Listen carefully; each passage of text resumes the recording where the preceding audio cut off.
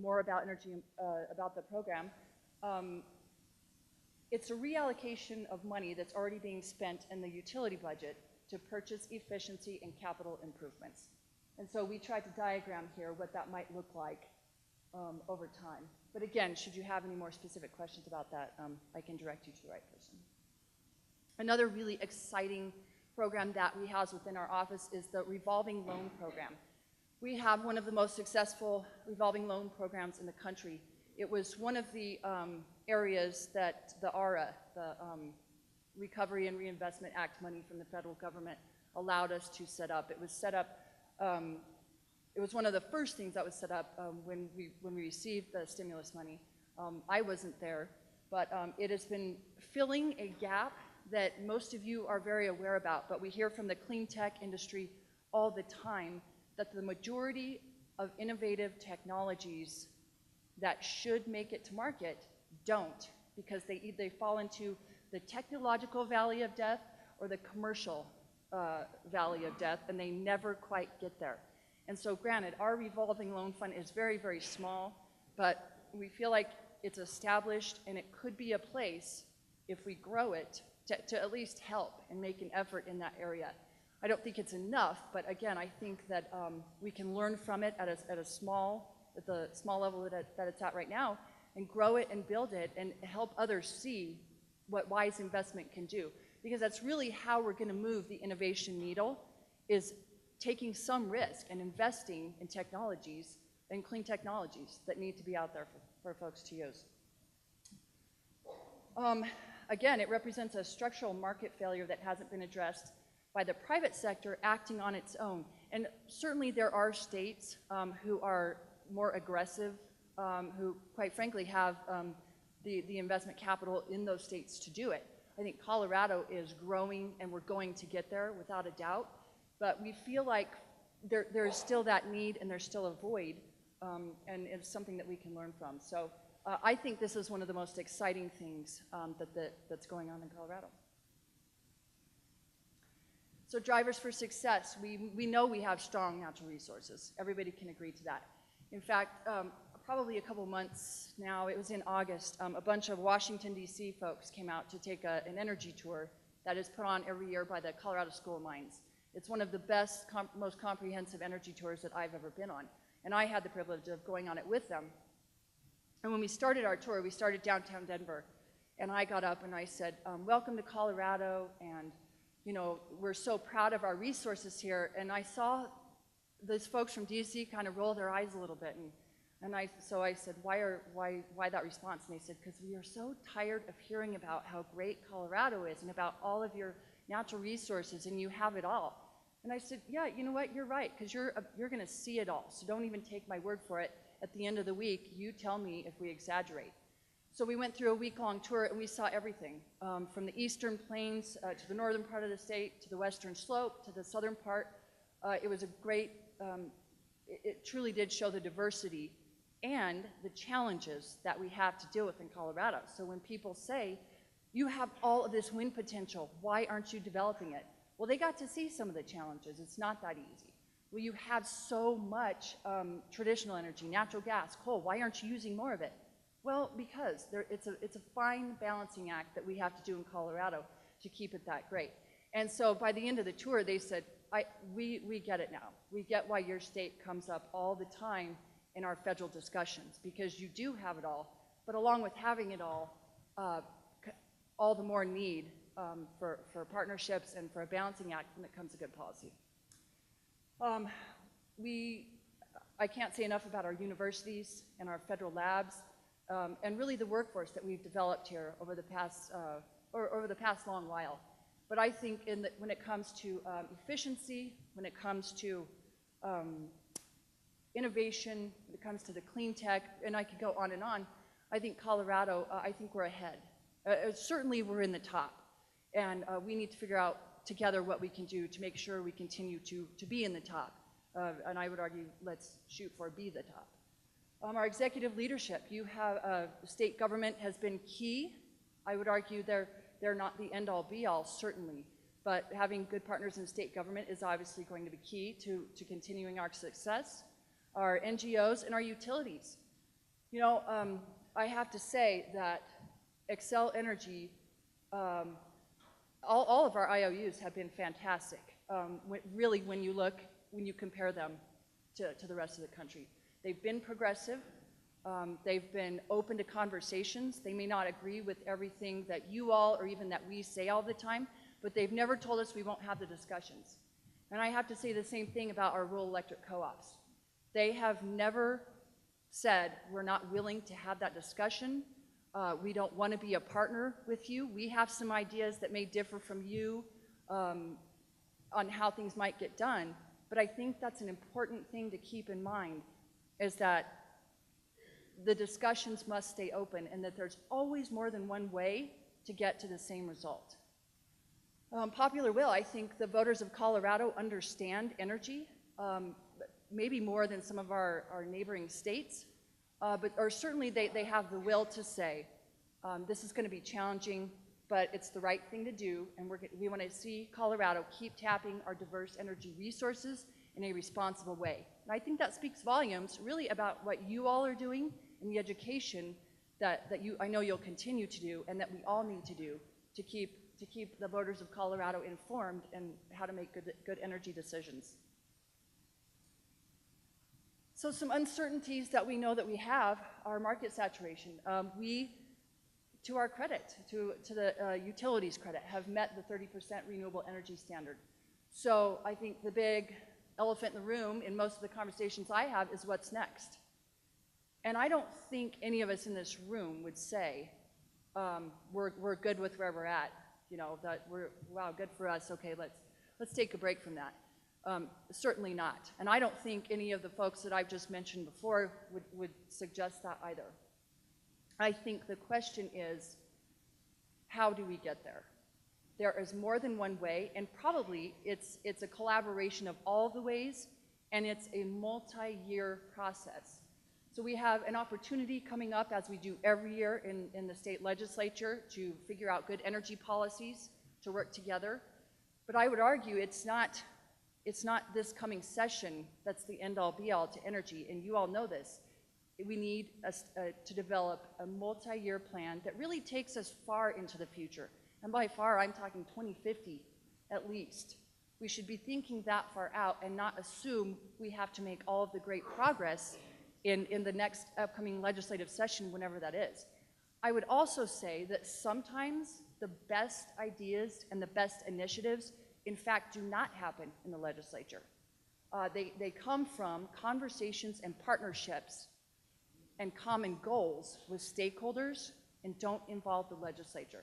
And I think that's really important to keep in mind.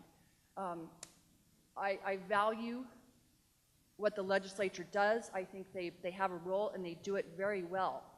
But sometimes innovation happens when people aren't forced into partisan areas or the pressure to pass something or to make decisions in a set amount of time.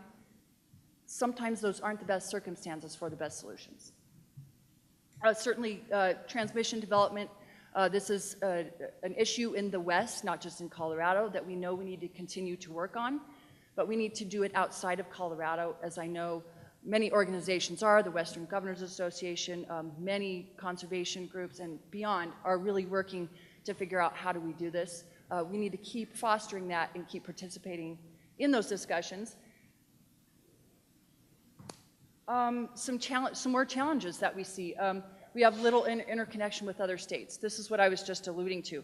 And if the problem were easily solved, we would have solved it years ago.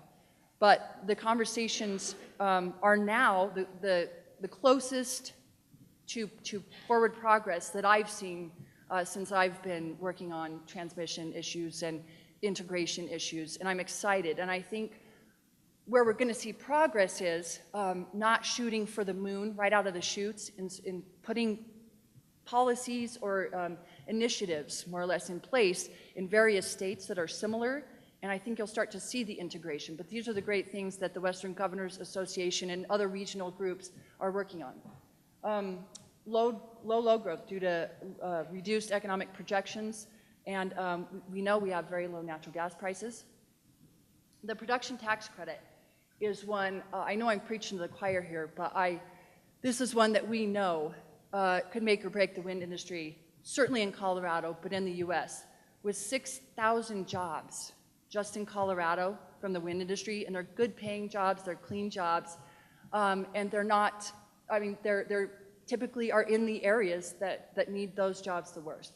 It is so important that the rest of the country look at the Colorado delegation, the bipartisan effort they have put forward and said, we need this. It's good for jobs, it's good for energy diversity, it's good for national security, and it's the right thing to do economically and business-wise. We point to this all the time, and now other folks are too, and I think you're going to see, now that the election is over, a movement, or at least I'm really optimistic, a movement in the West where you're going to see a bipartisan effort of conservative and moderate and other states come together and say, this isn't a Republican or Democrat thing. This is a good business decision. It's the right thing to do for the country. Now let's do it. So this administration has worked very, very hard on the production tax credit. And we beat that drum every chance we get, and whoever will listen to us, and we're going to continue to do so. I spoke about, and I won't go into it anymore, but geothermal is an area where I feel like we have significant growth opportunities. Interstate transmission, we know, we've spoke about that, we need more of it so we can share our resources. Potential for more small hydro projects. Our plan in the Energy Office is to grow that program, and it should serve as a model for other states who are interested in small hydro but can't get through the federal process. We can help them do that, and at the same time grow our program. Fugitive emission capture. This is an area that everybody agrees on should happen. We need to capture coal mine methane, and we can turn it into energy. We need to capture emissions from waste to energy projects and turn it into energy. The devil's in the details, and we all know that. To me, it's not, should it be done? It's, how will it get done? I know our office has been working, looking at other states. How do they do it? Where do they house it?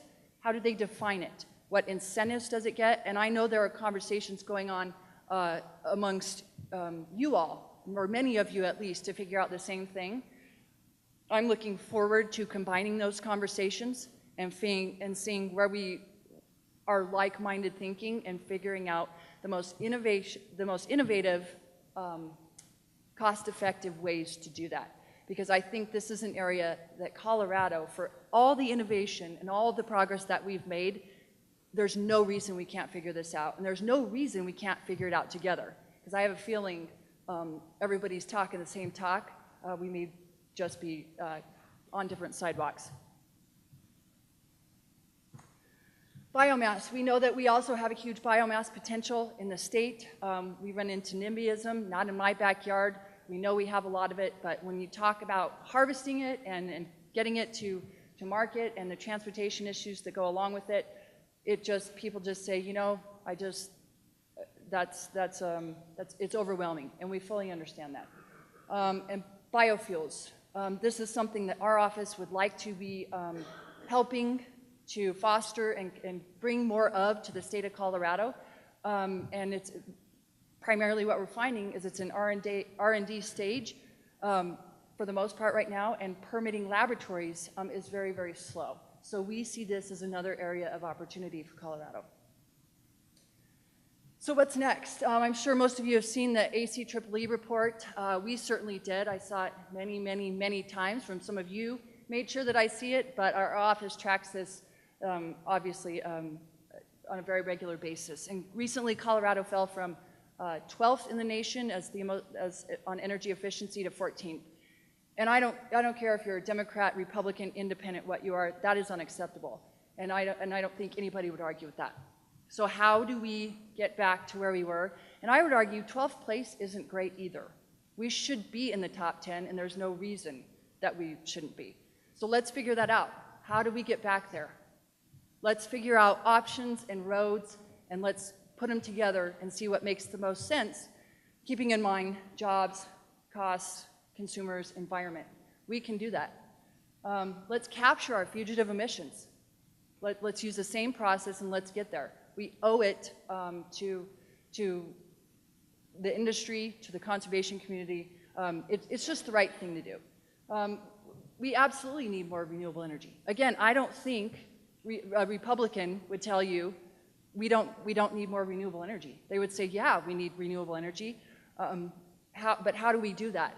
How do we do that responsibly? How do we make sure that it doesn't drive up costs? One of my biggest pet peeves is hearing from folks in our industry that renewable energy is a partisan issue. I can tell you that having worked on these issues on a nationwide basis in some of the states that we all would probably consider to be fairly conservative states, it absolutely is not a partisan issue.